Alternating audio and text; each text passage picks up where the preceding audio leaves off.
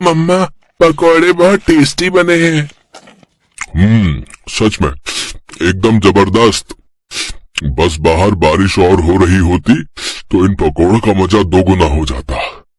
हाँ, तो उसमें क्या देर है, टीवी पर बता रहे थे हफ्ते भर में मॉनसून आ जाएगा। और सुनिए, बारिश से पहले छत का काम भी करवाना है। हाँ हाँ, तुम चिंता मत करो, मैंने मिस्त्री से बात कर ली है। वो कल से ही छत की मरम्मत शुरू कर देगा और 2-4 दिनों में काम पूरा भी हो जाएगा। बस खर्चा हो जाएगा इस सब में। आप चिंता मत कीजिए, हम थोड़ा हाथ रोक कर खर्च करेंगे, फिर सब ठीक हो जाएगा। लेकिन छत की रिपेयरिंग जरूरी है, वरना बारिश में इस बार भी छत टपकने लगी तो बड़ी मुसीबत हो जाएगी। सही बोल रही हो। चलो अब मैं चलता हूँ, शाम को मिस्त्री आएगा तो उसे पूरी छत दिखा देना। अच्छा जी, आप चिंता मत कीजिए। ये एक मिडिल क्लास परिवार है। यहाँ कमाई जरूरत के हिसाब से है, लेकिन खुशियां भरपूर हैं। किसी को किसी से कोई शिकायत नहीं। 2 कमरों का अपना छोटा सा मकान है और रहने वाले बस 3। भैया, पिछली बार यहाँ से बहुत पानी टपका था, तो यहाँ थोड़ा ज्यादा मसाला लगाना, और वो वहाँ पर भी। अरे मैडम जी, यहाँ वहाँ नहीं, आपकी पूरी छत पर मसाला लगेगा। भाई साहब ने जितना बताया था उससे ज्यादा का काम है आपका। खर्चा बढ़ेगा।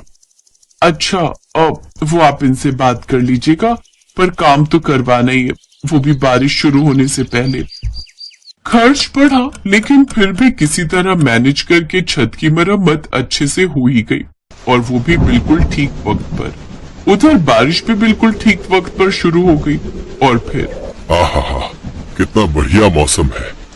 मीरा, अब बनाओ तुम पनीर के पकौड़े, बिल्कुल वैसे जैसे उस दिन बनाए थे। हाँ, अब पकौड़े तो बन जाएंगे, पर पनीर के नहीं, सिंपल आलू प्याज के बना देती हूँ। देखिए, छत के काम में ना काफी पैसे खर्च हो गए, तो थोड़ा सोच समझ कर चलेंगे तो हमें ही दिक्कत नहीं होगी, है ना? ठीक है, आलू प्याज के ही बना लो, वो भी तो बढ़िया बनाती हो तुम। संजीव की बात पर मीरा मुस्कुरा दी और पकौड़े बनाने के लिए रसोई में चली गई। फिर संजीव का फोन बजा। संजीव ने कॉल उठाकर बात की और फिर वो भागा भागा रसोई में पहुंचा। अरे सुनो मीरा, पकौड़े थोड़े ज्यादा बना लेना। ज्यादा? लेकिन क्यों, कोई आ रहा है क्या? हाँ, शालिनी दीदी आ रही हैं, जीजाजी और शिवम के साथ। अच्छा, इस बारिश में? हाँ, बस पहुंचने ही वाले हैं। कमाल की बात है, चलने से पहले बताया भी नहीं। अब जो भी है, खातिरदारी अच्छे से करनी पड़ेगी। तुम जीजाजी का नेचर तो जानती हो ना। हाँ, ऐसा करो, आप थोड़ा पनीर ले ही आओ, फिर सिर्फ उन लोगों के लिए पनीर के पकौड़े भी बना दूंगी। ठीक है, तुम बाकी सामान की भी लिस्ट बना दो, मैं सब ले आता हूँ। शालिनी संजीव की बड़ी बहन थी, जो अचानक ही अपने परिवार के साथ उसके घर आ रही थी। बारिश में भीगते हुए संजीव सारा सामान लेकर आया और मीरा फटाफट काम में लग गई। और फिर कुछ ही देर में शालिनी अपने पति सुरेश और बेटे शिवम के साथ संजीव के घर पहुंच गई। पाए लागू दीदी, कैसी आप? ओह, भीग गए आप लोग तो। हाँ, अब क्या करें, कार भी हमारी एंड टाइम पर खराब हो गई, वरना ऐसे ऑटो से नहीं आना पड़ता। अरे आप लोग पहले बता देते तो मैं लेने आ जाता।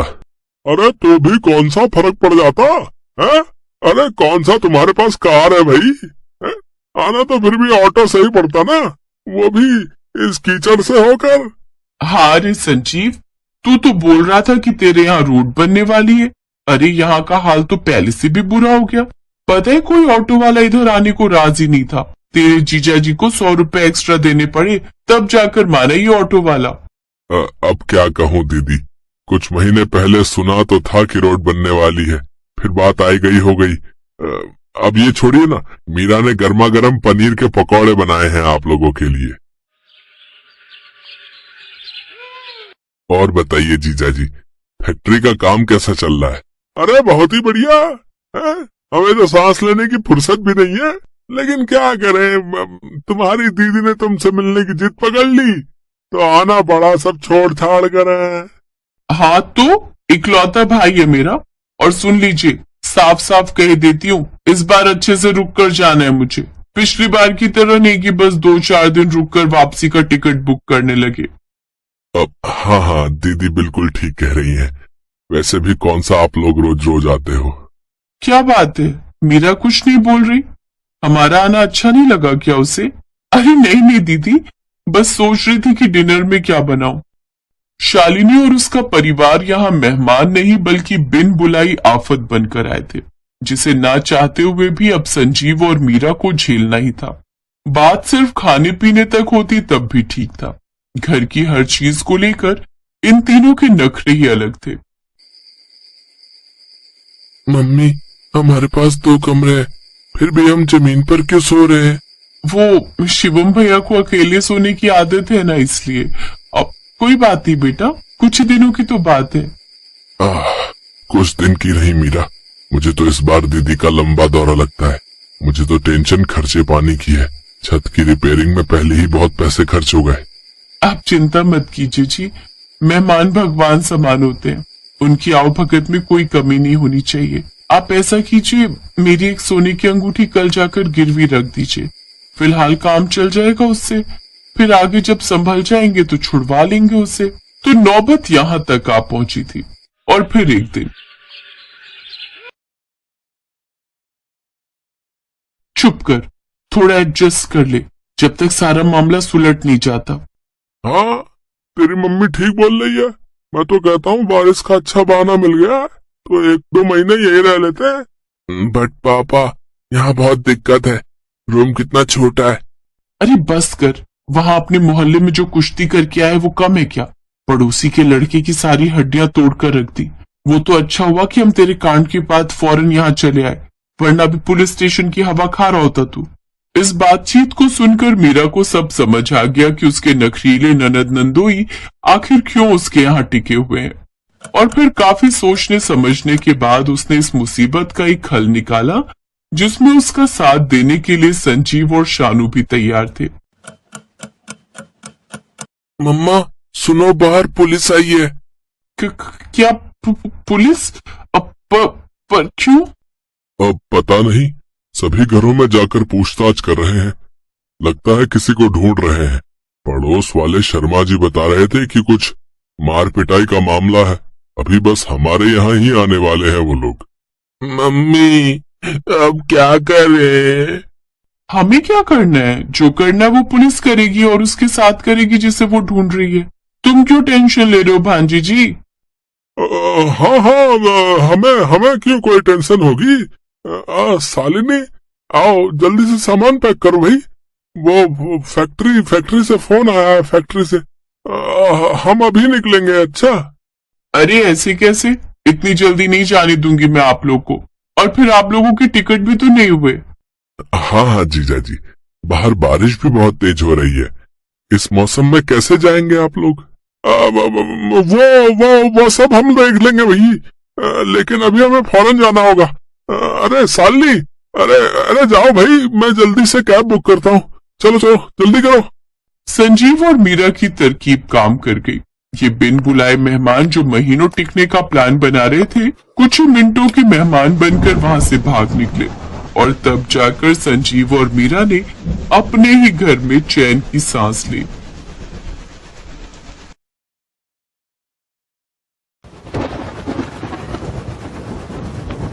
शकुंतला देवी ने अभी कुछ समय पहले ही एक साथ अपने दोनों बेटों की शादी की थी। शकुंतला की बड़ी बहू आंचल गोरी और सुंदर थी, जबकि उसकी छोटी बहू काजल काले रंग की थी। आंचल अक्सर काजल को उसके काले रंग की वजह से खूब खरी खोटी सुनाती थी। ऐसे ही एक दिन, ए कल्लो, देखना तेरे जैसे बादल पूरे आसमान में मंडरा रहे। अब जा, जल्दी से जा और मेरे लिए गर्मा गर्म पकौड़े तल कर ला। जेठानी जी, लेकिन बेसन नहीं है घर में। तभी शकुंतला भी वहां आ जाती है। अगर बेसन नहीं है तो जाकर बाजार से ले आ। लेकिन माँ जी, बाहर तो बारिश हो रही है। हाँ तो क्या हुआ, तू उसमें डूबकर मर थोड़ी न जाएगी। और मर भी गई तो हमें कुछ ज्यादा असर नहीं पड़ने वाला। जानती हूँ, मुझे आपसे यही उम्मीद है। इसके बाद काजल बारिश में बेसन लेने चली जाती है।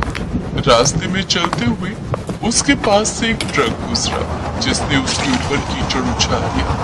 अरे देखकर नहीं चला सकते हो क्या? बेचारी काजल कीचड़ में सनी हुई घर पहुंचती है। उसे देखकर आंचल चिल्लाते हुए कहती है, आ भूत भूत।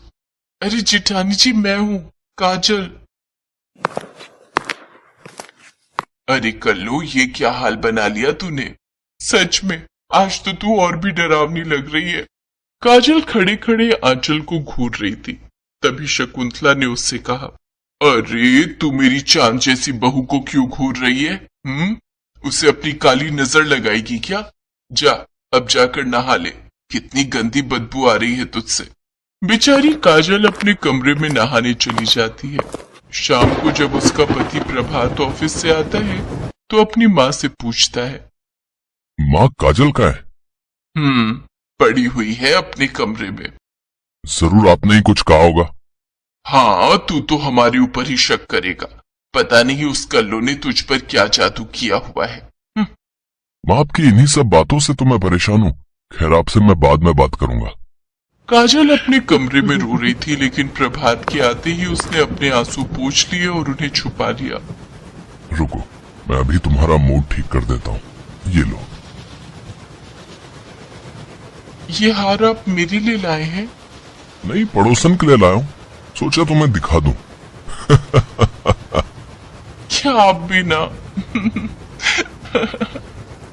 उस घर में काजल को प्यार देने वाला उसका पति ही था। शकुंतला की बड़ी बहू गोरी चिट्टी थी, जिस वजह से शकुंतला उसे बहुत प्यार करती थी, जबकि काजल को अपने काले रंग के कारण अक्सर गालियां और ताने ही मिलते थे। ऐसे ही एक दिन, आह आह, क्या हुआ बड़ी बहू? सासू माँ, रोटियां बनाते वक्त हाथ जल गया। बहू तू तो वैसे ही इतनी नाजुक है, आखिर किसने कहा तुझे रोटियां बनाने को? तू अभी रुक। काजल, अरे ओ काली बहू। जी माँ जी। बेशरम कहीं की, तुझे अकल है या नहीं? तेरी जेठानी रसोई में रोटियां बना रही है और तू अंदर आराम फरमा रही है। देख तो बेचारी का हाथ भी जल गया। जाकर रोटियां बना। काजल किचन में जाकर रोटियां बनाने लगती है कि तभी बाहर तेज बारिश शुरू हो जाती है। अरे मैंने तो छत पर कपड़े डाले थे, सब भीग गए होंगे। बेचारी काजल अकेले ही जाकर सारे कपड़े उठाकर लाती है, जिसमें वो खुद भी पूरी भीग जाती है। अरे ओ काली बहू, कहाँ घूम रही है? ये ले, ये मेरी साड़ी धो दे, मुझे कल पहनना है इसे। इन सब के बीच बेचारी काजल को अपने गीले कपड़े बदलने तक का भी वक्त नहीं मिला और उसको बुखार ने जकड़ लिया। अरे ओ काली बहू, ये तो तुझे अच्छा बहाना मिल गया आराम करने का। नहीं माँ जी, मुझे सचमुच बुखार है। अच्छा ठीक है, चल तू दवाई खाकर आराम कर, आज का काम आंचल बहू देख लेगी। क्या मतलब आपका? आंचल बहू देख लेगी? मैंने अकेले काम करने का ठेका थोड़ी ना लिया है। ये क्या मतलब? बहू तू भी इस घर की बहू है और काजल की ही तरह तेरे ऊपर भी इस घर की सारी जिम्मेदारियां हैं। सासू माँ, मुझे ये सब बहू और जिम्मेदारियों के पाठ मत पढ़ाइए। अगर मैं बहू हूँ तो आप भी तो इस घर की मुखिया हो, तो सारी जिम्मेदारियां आपके ऊपर भी हैं। और वैसे भी मेरे पापा करोड़पति हैं, तो मुझे ये सब घर के काम काज करने की कोई जरूरत नहीं है और ना ही मेरे पास पैसों की कमी है। शादी के बाद अपनी पहली बारिश के मौसम को मैं इस तरह वेस्ट नहीं जाने दे सकती। बाहर कितना रोमांटिक मौसम है और आप चाहती हैं कि मैं चूल्हा चौका करूं? ना बाबा ना। इसलिए मैं और ये तो चले 5 स्टार होटल में डिनर करने, और हाँ, आज रात हम वहीं स्टे करेंगे, आप अपना खुद देख लीजिए। इतना कहकर आंचल वहां से चली जाती है। इसके बाद शकुंतला को ही घर के सारे काम करने पड़े। तब उसे अपनी छोटी बहू काजल की अहमियत समझ में आई। शकुंतला काजल के पास गई और उससे माफी मांगने लगी। काजल बहू, मुझे माफ कर दे। आज तक मैंने तेरे रंग को लेकर तुझे कितना भला बुरा कहा। तेरे रंग के कारण तेरी खूबियों को भी नजरअंदाज किया, लेकिन आज मुझे तेरी अहमियत समझ में आ गई और अपनी गलती का भी एहसास हो गया। मुझे माफ कर दे। इससे पहले काजल कुछ कहती तभी प्रभात बोल पड़ता है। मैं जानता था माँ, एक न एक दिन आपको इस बात का एहसास होकर ही रहेगा। बुराई अच्छाई को ज्यादा समय तक नहीं हरा सकती। आज तो आपको सब समझ ही आ गया होगा। दोनों बहुओं का असली चेहरा आपके सामने है। अपने बेटे की बात सुनकर शकुंतला की आंखें खुल चुकी थी। अब से वो काजल को ज्यादा प्यार और सम्मान देने लगी, जिसे देख आंचल को बहुत बुरा लगता और वो कुछ दिनों बाद अपने पति के साथ अलग घर में शिफ्ट हो गई। तो वहीं प्रभात और काजल खुशी खुशी शकुंतला के साथ प्यार से रहने लगे। हेलो दोस्तों, कैसे हैं आप सब? हमारी कहानियां देखने के लिए हमारे चैनल को सब्सक्राइब कीजिए और हाँ, बेल आइकॉन पर क्लिक करना मत भूलिएगा।